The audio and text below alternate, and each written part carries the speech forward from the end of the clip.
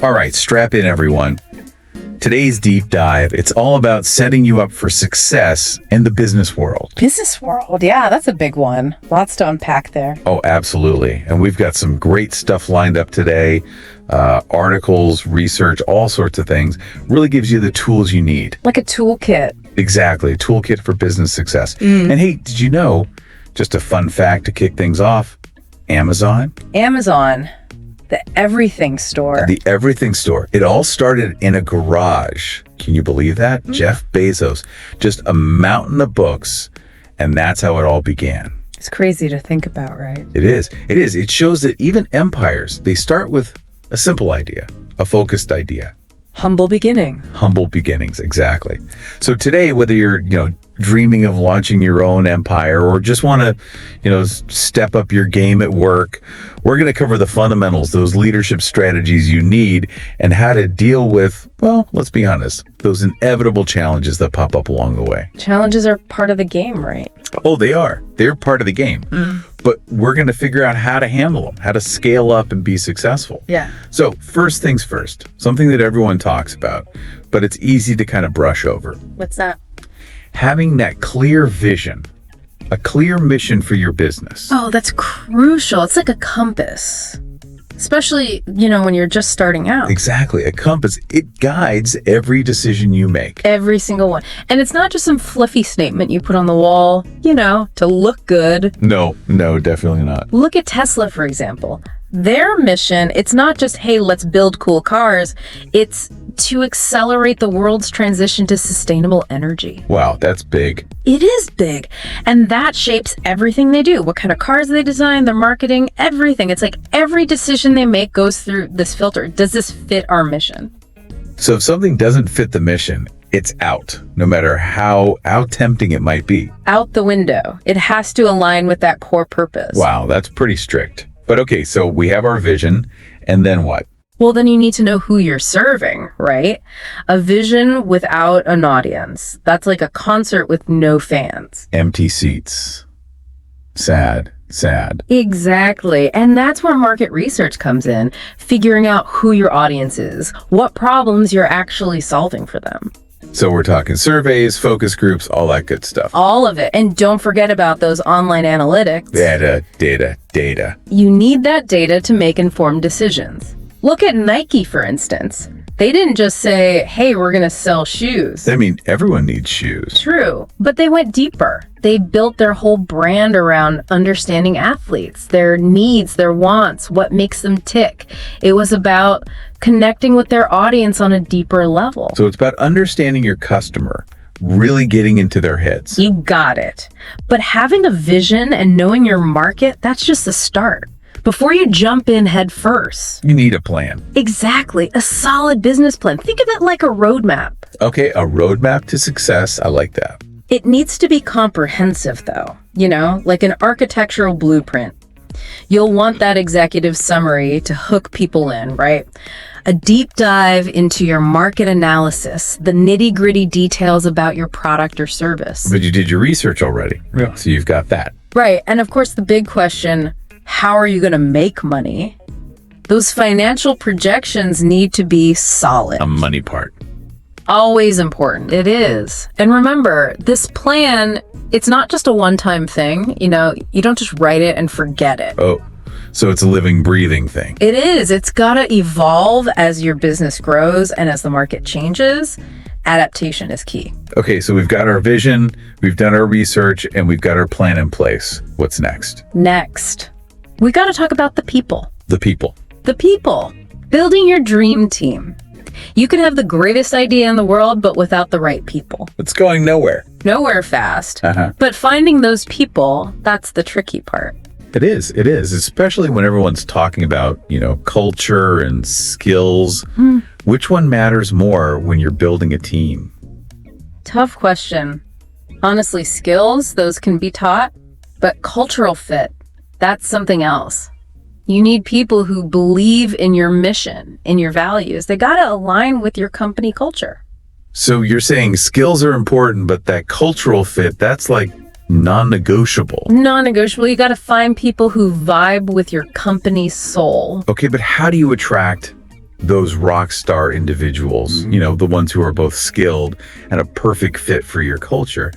That's like finding a unicorn. It can feel that way, but it's about more than just offering a job. You got to offer real growth opportunities, build a positive environment where people feel valued, and don't be afraid to shout your company's mission from the rooftops. People want to be part of something bigger than themselves. So it's about painting a picture of a fulfilling experience, not just a, clock in, clock out kind of job. Exactly. Make them feel like they're part of something special.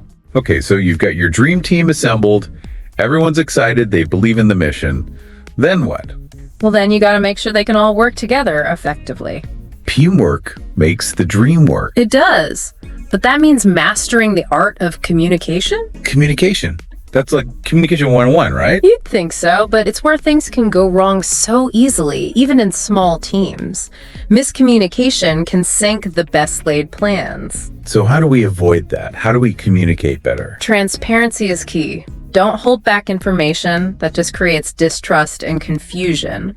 When you're open with your team, everyone's on the same page. So no hidden agendas, just clear, honest communication. Yeah. Got it. Anything else? Oh yeah, active listening. It's more than just waiting for your turn to talk, Really hear what others are saying, absorb it, and when you do speak, be clear, concise. No one wants to decipher a cryptic email or sit through a rambling meeting. No rambling. So it's about truly listening and making sure your own messages are crystal clear. You got it. But there's another level to communication, something even more powerful. What's that? Leading by example. Your actions, they always speak louder than words. Think about it. If you're all about work-life balance, but you're emailing your team at midnight, that sends a mixed message. Big time. So you got to walk the walk. Do you have any examples of, leaders who really nailed this whole leading by example thing? Yeah. Always good to have a real world story. Well, one that comes to mind is Howard Schultz when he went back to Starbucks in 2008. The company, it had lost its way a bit. He could have just come in, barking orders, trying to fix everything from the top down. The big boss is back. Yeah, but he didn't. He went back to basics. He listened to employees, to customers, showed them he actually valued their input. Humility. And guess what? It revitalized the whole brand. Wow, that's pretty amazing. Yeah. It shows that leadership isn't about, just bossing people around. It's about inspiring them. Empowering them. Empowering them, exactly. But even with a clear vision, an amazing team, and, stellar leadership, things don't always go as planned. That's life, right? It is, and that's something we'll dive into in the next part of our deep dive. The bumps in the road, the challenges, and how to overcome them. Stay tuned for that. Okay, so we're back. Last time we really got into, those fundamentals, crafting that vision, building your team, setting the stage for success. But now it's time to get real. Get real, right? Every business, no matter how inspiring their mission is, needs to, they need to make money. Make money, exactly. A great idea, it only takes you so far, right? You need a solid plan to, actually get your product or your service out there into the world and attract those paying customers. Attract those customers. Yeah, that's the key. And that leads us to marketing and sales. Marketing and sales. Yeah. Two words that, they can be a bit daunting, especially for someone just starting out. Oh, absolutely. It can feel like a minefield out there. So much noise, so much competition. It's overwhelming. So where do you even begin? Well, one of the biggest changes in recent years, it's the rise of digital marketing. Social media, online ads, email campaigns, all of that. Right, but isn't that digital space, isn't it getting super crowded? Like every business is trying to get attention online. How do you stand out, especially if you're a small business, maybe with a limited budget? It's a challenge, no doubt, but the great thing about digital marketing is you can be really targeted. You reach the right people at the right time with the right message. It's not like, a billboard where you're just hoping someone sees it. So it's more about precision, about being really specific with your message. Exactly. And it's about making it personal, connecting with people on an individual level. Okay, so how do you actually do that? Where do you start? Social media marketing is a great place to begin. I mean, think about it. People are spending hours on social media every single day. Guilty as charged. Right. So if you can create engaging content that your target audience actually cares about, Content is king. content is king. You can build a community around your brand, That's a powerful idea. and it gives you a way to reach a huge audience. So it's not just about, posting a picture of your product and calling it a day. You got to provide value, entertain, start conversations. You got to become part of their online world. Okay, I get it. But creating all that content, it can be pretty time consuming. It can be, yeah. But the payoff, it can be huge. When people find your content useful, they're more likely to trust you. And that trust, it can lead to sales down the line. It's like planting seeds. You might not see the results right away, Right. but you're nurturing those relationships. Exactly. Okay, so what about reaching those people who, they haven't heard of your brand yet? How do you reach that wider audience? That's where paid advertising comes in. Google ads, Facebook ads, all those platforms. You can really target your ads to specific demographics, specific interests. So you can be strategic about it. Oh, absolutely. You can even retarget people who have visited your website before but haven't made a purchase yet. So you're reminding them, hey, we're still here. Exactly. Giving them a little nudge. But paid advertising, it can get expensive, right? It can. So you got to track your results carefully. Make sure you're actually getting a return on your investment. So it's about testing, tweaking, figuring out what works. Data is your friend. Okay, data is our friend. Now, what about email marketing? I feel like that's kind of, old school. People say that, but email marketing, it's still incredibly effective. Think about it. People guard their inboxes pretty fiercely. Oh, yeah, that's prime real estate. It is. So if someone gives you permission to email them, it means they're genuinely interested in what you have to offer. Okay, that makes sense. But don't people get tons of emails already? Like, how do you stand out in all that clutter? You got to personalize your emails, address people by name, segment your lists based on their interests, send them content they actually want to read. So, no more generic blasts. No way. Tailor your message. And for goodness sake, make sure those emails look good on a phone. Mobile friendly is a must. Absolutely. Okay, so we've got people interested. They're checking out our website. Maybe they're on our email list. But how do we actually get them to buy something? How do we turn that interest into a sale? That's where the sales process comes in. Sales. That can be a bit of a, loaded word. Feels kind of pushy, doesn't it? Like that old school always be closing mentality. Yeah, no one likes to feel pressured. But the fundamentals of good salesmanship, those are timeless.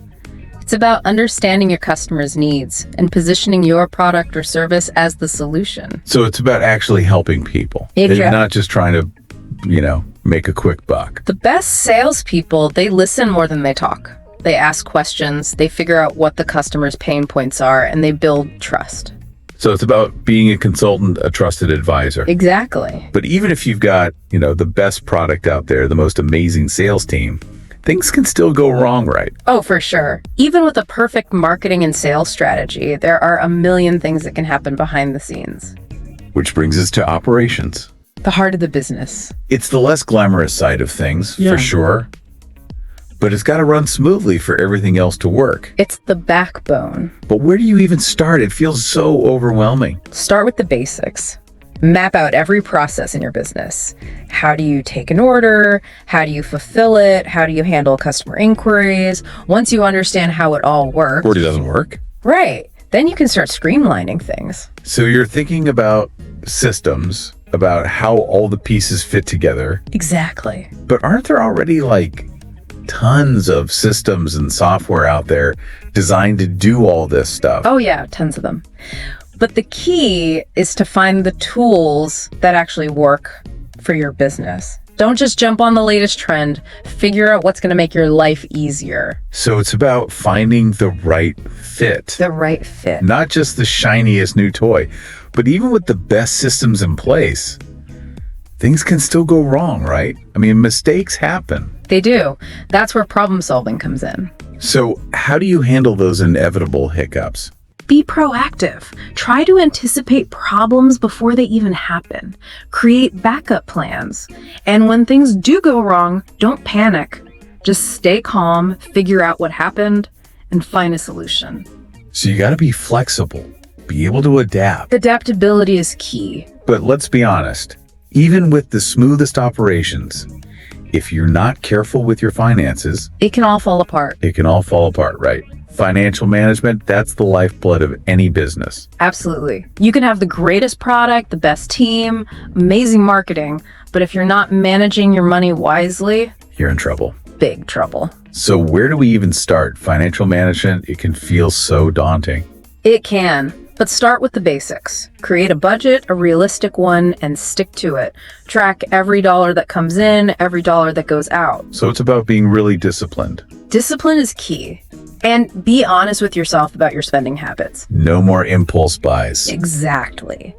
And keep a close eye on your cash flow.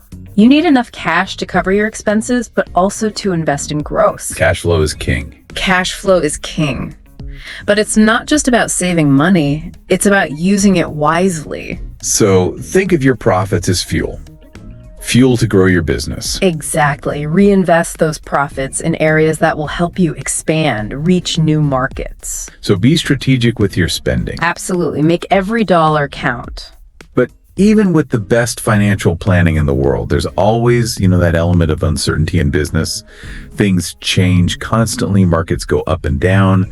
Sometimes unexpected things just happen. That's the nature of the game. Uncertainty is always there. So how do you plan for the unknown? You can't predict the future, but you can prepare for it. How do you do that? Build a strong foundation. A clear vision, a solid team, efficient operations, and sound financial management. And be willing to experiment, take risks, but calculated risks. And don't be afraid to adjust your course if you need to. So it's all about being agile, being adaptable. Exactly. You got to roll with the punches. But at the end of the day, all of this, the marketing, the operations, the finances, it all comes down to People. the people. The people leading the charge. Which brings us to leadership. We talked about it a bit before, but I think it deserves a deeper look. What makes a great leader? What are those qualities that really set them apart? Well, vision is definitely at the top of the list. Great leaders, they can see the big picture. They imagine a future that others might not even be able to grasp. So it's about having that big, bold vision. Exactly. But it's not enough to just have the vision. You got to be able to communicate it in a way that inspires people, that makes them want to follow you. So it's about storytelling, painting a picture that others can buy into. You got it.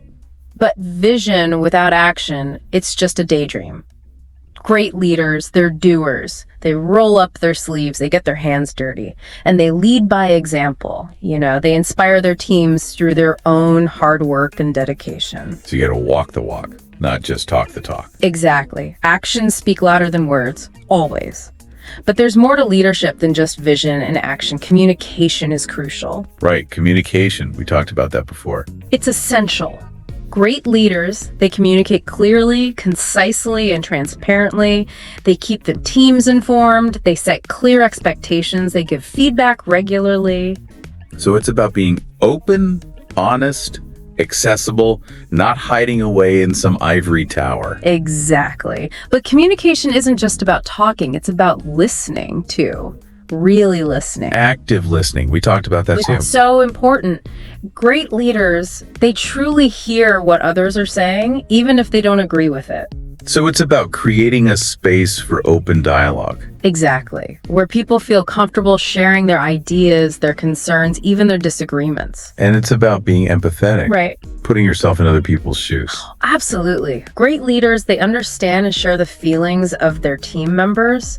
They can see things from multiple perspectives. They lead with compassion and understanding. So it's about being human, not just a boss, but a human being who understands and cares about the people they're leading. Exactly. But what about those tough decisions? The ones you have to make even when they're unpopular? Yeah, that's a tough one. That's where integrity comes in. Great leaders, they do the right thing even when it's hard. They're honest, ethical, transparent in everything they do. And that builds trust. So it's about staying true to your values, even when it's difficult. But even with integrity, even with the best intentions, things don't always work out perfectly right. They don't. Setbacks, failures, they're part of the journey. So how do great leaders handle those inevitable bumps in the road? Resilience, that's the key. Great leaders, they bounce back from adversity, they learn from their mistakes, they pick themselves up, dust themselves off, and they keep moving forward. So it's about grit, perseverance, not letting those setbacks define you. Exactly. And they inspire that same resilience in their teams. They create a culture where failure is seen as a learning opportunity, not a reason to give up. So it's okay to make mistakes as long as you learn from them. Absolutely. But in today's world, resilience isn't enough. You also need to be a lifelong learner. The world is changing so fast. If you're not constantly learning and adapting, you're going to get left behind. That's the truth. Great leaders, they're curious, they're open to new ideas, and they're willing to challenge their own assumptions. So it's about staying humble, recognizing that you don't know everything. Exactly. And great leaders, they foster that culture of learning within their organizations. They encourage their teams to keep developing their skills, to stay curious. Because a stagnant team, that's a dying team. Right. You got to keep evolving to stay ahead of the curve. Okay, this has been an incredible deep dive into leadership. We've covered so much, from vision to action, communication, empathy, integrity, resilience, lifelong learning. It's a lot to take in. It is, but I think it's important to remember that leadership, it's not just about individual qualities, it's about the relationships you build. It's about the people. Exactly. Leadership is a collaborative effort. It's about inspiring and empowering others to achieve great things together. And it's about creating a positive environment, a supportive environment where everyone feels valued and respected. Absolutely. Great leaders, they create a culture where everyone feels like they're part of something bigger than themselves, where they're working towards a common goal, where they're supported, encouraged to grow. That's powerful. So as we wrap up this part of our deep dive, I have a question for you. What do you think the future holds for business leaders? What challenges, what opportunities are they going to face in the years to come? That's a great question. And it's something we're going to explore in the final part of our deep dive. All right, welcome back, everyone, for the final part of our deep dive. We've gone through the fundamentals, talked about those must-have strategies, and now I think it's time to look ahead. What's on the horizon for the business world? What trends and innovations are shaping things as we move forward? It's the million-dollar question, right? And I think one of the most powerful forces out there is technology, specifically AI and automation. AI. Automation. Yeah. We hear those buzzwords everywhere these days, but how are they actually impacting businesses, on the ground? Oh, they're not just impacting businesses, they're transforming them. I mean, think about customer service. Chatbots, they're handling a huge amount of customer interactions now. Or manufacturing. Robots are working right alongside humans in factories. It's all about efficiency and precision. Wow, it's like something out of a sci-fi movie. I know, right?